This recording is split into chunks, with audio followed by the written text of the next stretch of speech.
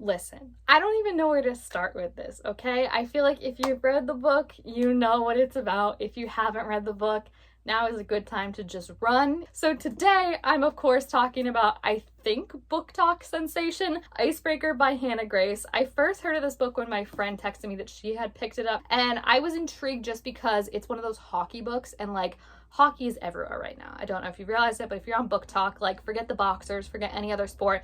It's all about hockey players, hockey romance, everything like that. And I truly am not above peer pressure. I'm not. But if you don't know what it's about, let me give you a brief breakdown. And I'm going to specifically focus on the breakdown that would be on the back of the book when you check it out, because that comes into play later, let me tell you guys. So it's about Anastasia, who is a pair figure skater at this college, where Nathan, the love interest, is also a hockey player. They have one of their rinks break down, and now the hockey bros have to share it with the ice skater bros, and no one's happy about it, okay? That's all well and good. Like, that's like the first 10 pages of the book or whatever is that happening. But then on the back of the book, it says that Anastasia's partner, her figure skating partner that, you know, lifts her in the air and flips her around and does all that stuff. I feel like this is a good time that I should mention I don't know much about sports at all. Hockey and figure skating, don't know them. I watch them, sure, during the Olympics, which again is, I feel like, another like idealized thing about these like hockey romances, because the girl never knows crap about hockey, right? Like I do love that everyone's like,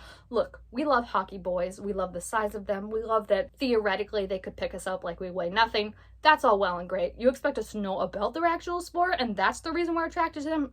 No, no, no, no. So her figure skater partner is hurt and can't do anything that they need to do. So Nate decides to step in and be her partner, and that's kind of where this like frenemy romance thing starts to turn into something more, or so it claims on the book. Remember that that's what it claims on the book. That reading this and being in the store like, oh, do I want to pick out this book? Let me see what it's about. Reading this makes it sound like they don't like each other, and then her partner gets hurt, they have to team up, and they start to fall for each other, okay? That's the book when you go to the counter and you say, hi, can I buy this book? That's the book that you think you're buying. I want you to remember that, okay? Let's start off with the positives. The positives for this, I feel like Nate is actually a really good love interest, which is kind of a low bar, because in that, I mean, he's not a raging douchebag who clearly needs therapy, right? I feel like there's just such a low expectation for these guys, especially in romance books. I do feel like, though, it's funny and interesting when you look at it, of like a lot of the like bad boy-esque guys, like a Harden or like a someone for 50 Shades of Grey or something like that. Like, I feel like the meaning of why they're always so messed up and so like, you know, damaged and just emotionally broken inside is because like their dads suck or like their home life sucks. And Nate has that, but is like completely like, yeah, I want no part of being anything like my dad, and like I don't interact with him, I don't talk to him. Like, it's just so it's literally so easy to just not be a dick, right? I feel like in terms of like books like that, it's like they're just like, I want to be nothing like my dad, he cheated on my mom. And then it's just like, great, so you're not a cheater, but you are a walking nightmare in other ways. And it's so refreshing to not have a book like that, let me tell you. Like, I do feel like in general their relationship is very healthy communication wise. Like, they communicate a lot, and Nate like even points out multiple times like that's an attractive thing about her, is that she's not afraid to like say how she's feeling and also like prod him on how he's feeling in a respectful way. And I just think that's really great, because like a lot of problems in like romance and like with romantic couples that we see in media are they don't know how to freaking communicate. So it's really nice to see them just like say what they mean. And I also feel like there is like a big emphasis on Stassi with her anxiety. She has a lot of disordered kind of relationship with food, and I think in terms of that, especially the way Nate treats it and handles it is very nice to see. I think especially for someone coming like me with eating like background disorder kind of things, it's nice to see how he just is able to communicate in a way that he knows like how to say things without being like, this is gonna set her off, and not set her off in a way of like, my gosh, she's so crazy, but more like, oh, I know if I say this she's gonna get really defensive, so like I'll say it in a nice, like, not coming in at 10. And I appreciate that. Again, it's the little things. It's the little things. So overall, I think they're a good couple. I think, you know, they're cute, they're responsible, they're respectful of each other, and it's nice to see that. That being said, let's get into the things that drained me about this book. And I do mean drained me, because I'm laying on bed. I'm laying on bed. That's what I do. That's actually how you speak, is you lay on bed. No, I'm laying on my bed reading this book.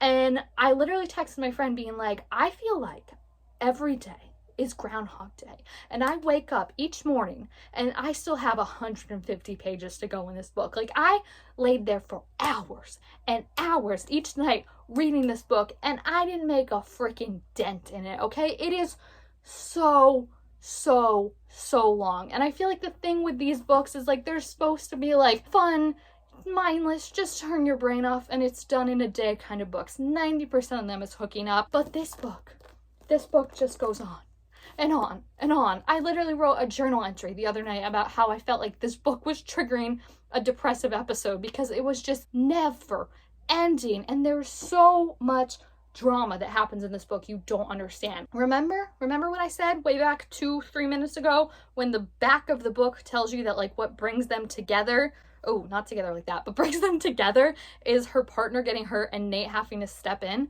That doesn't happen till like 200 pages, okay? And even then, it lasts for maybe like 3 chapters, and most of it is truly off the page. Like, you don't actually get to see it. It would be like in terms of equating like the Hunger Games only happening like in the last like 15 chapters and lasting 2 chapters. Like, you don't actually see her in the Hunger Games, but that's like the big selling point. Honestly, it's one of those books that like instead of like one big plot, I feel like it's just kind of a little chunk of like different stuff that happens, which is okay. Like, it's just a series of events that happens, and the main thing is really about our characters, because I feel like that is the main plot, is like their relationship and them getting together. But when her partner gets hurt, she's like, they're already hooking up, they're talking, like, it's just not like the event that brings them together like the book seems to make you think it is if you read just from the back.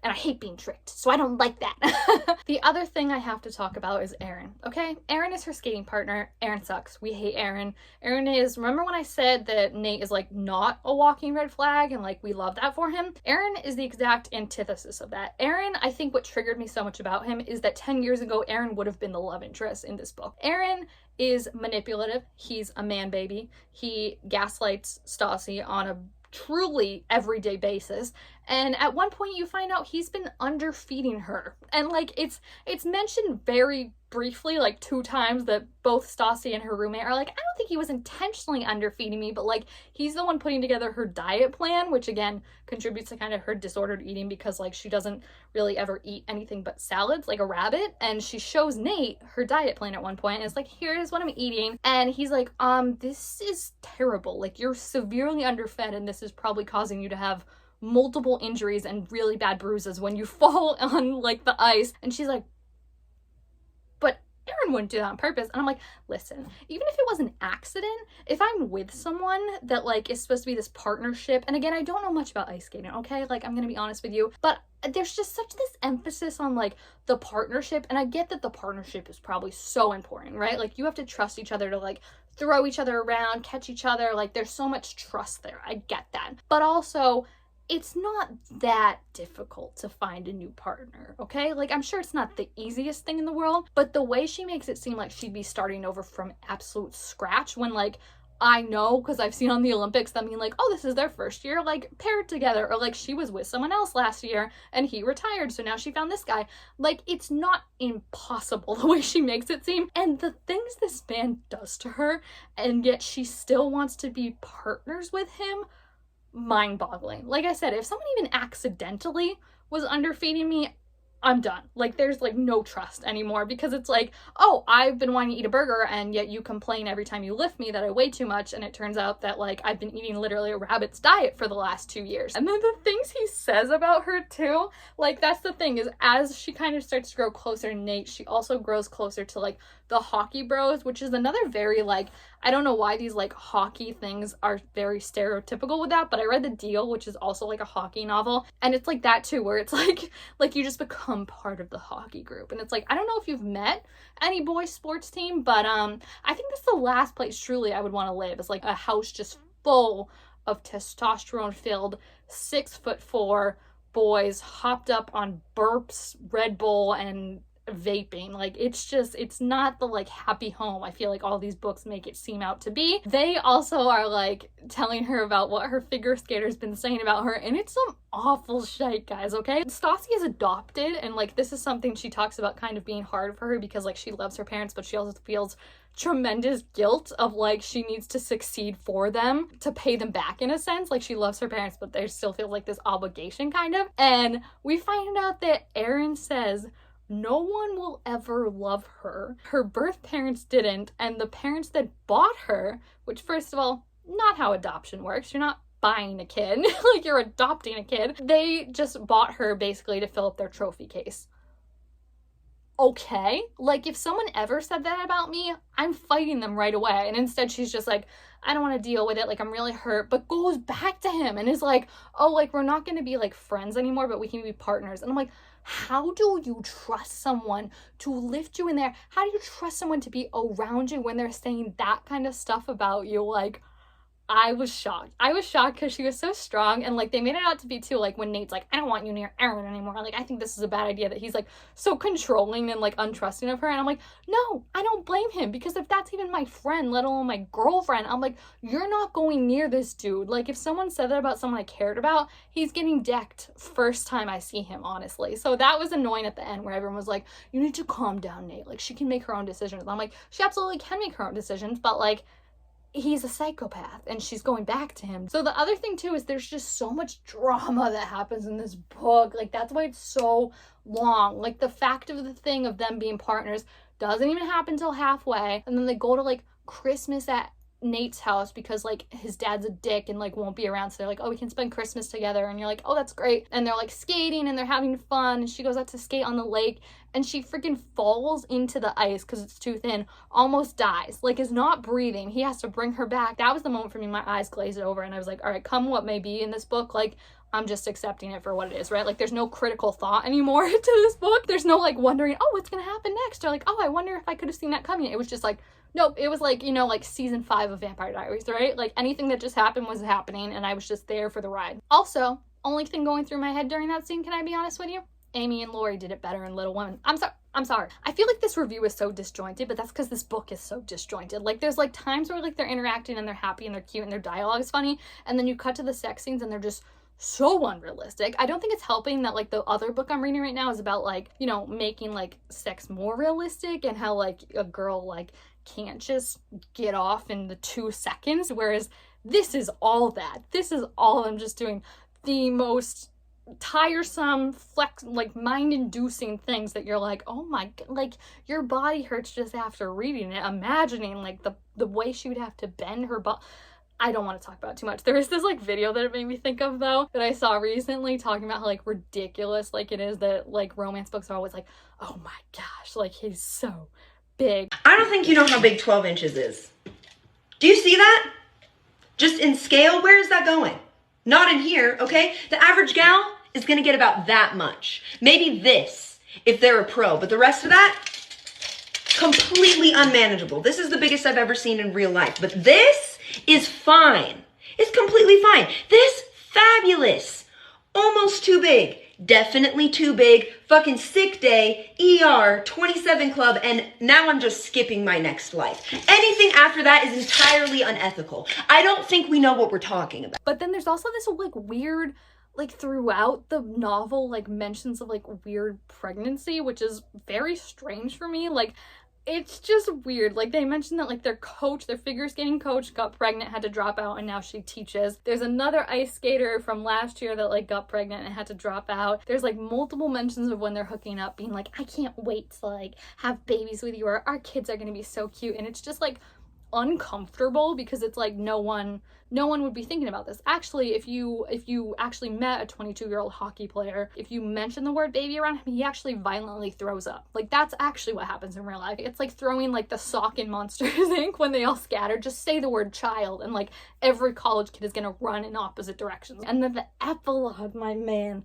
The epilogue ends, it's only 2.5 years later. So she's been at her first Olympics. She won gold somehow by skating like as a single. Like she went from pair skating to single skating, which again, I don't know a lot about the sport, but I feel like it's kind of offensive to just be like you could switch that easily just from like pair skating to solo skating, because while they do have similarities, I'm sure, they're also very different. You know, like I feel like it would be like equating like, oh, you can swim, so surely that means you could do like the high dive, right? Like they're very different things, and it just felt kind of like rude to people who put in like all that time as pair skaters to be like, you know what, actually, if you just want to be a solo skater, you just gotta do it. Like there's no difference. But yeah, she wins somehow gold at her first Olympics as a solo skater, even though there are solo skaters that you know from the time they're like 12. Like eyes are kept on them, they're trained, like they are made to be like the prodigy of the nation. So for her to just be like, I think I'm gonna solo skate and win that's a whole other thing. But yeah, after her figure skating, she's pregnant. And I'm just like, yay. Like, first of all, they're so young. Second of all, this is probably just a thing about me, but I hate pregnancy, like endings when it's like they're so young. Because like realistically, they've only been together like 2.5 years at this point. And especially as an athlete, like a figure skater athlete, where a lot, unfortunately, of like the highest peak of your career is when you're so young. To be pregnant, like, and like to be established that she's so anxious and like things she can't control is like so out of her control, and like this is her dream, is to be a figure skater, to be so chill about just like having a baby and like not worried about like not training or like what her body's gonna be like afterwards. Like, and again, I'm not trying to like shame it or anything, but like I just know like this is a topic that a lot of female athletes have talked about, how like if they want to have a baby, like they have to retire or they have to like plan a long time in advance, because it's just like that toll, first of all, pregnancy takes on your body, but then also getting your body back to like the condition it was in, where it was training every day and stuff like that. It's not just like an easy thing. So for her to just be like, yep, I'm having a baby, I was like, okay. So yeah, I overall was just drained by this book. It took a lot out of me, and like I said, I just kind of rolled with the last third of it, okay? A lot was happening. There's even more that I didn't mention in terms of Aaron and all that, but like, c'est la vie, it all happened. I'm done. This book nearly broke me, is basically what I'm trying to say, and I don't think I'm better for it. But I read it, and at the end of the day, that's kind of all you can ask. So let me know what your thoughts down below in the comments. Thank you guys all so much for watching, and I will see you next time. Bye!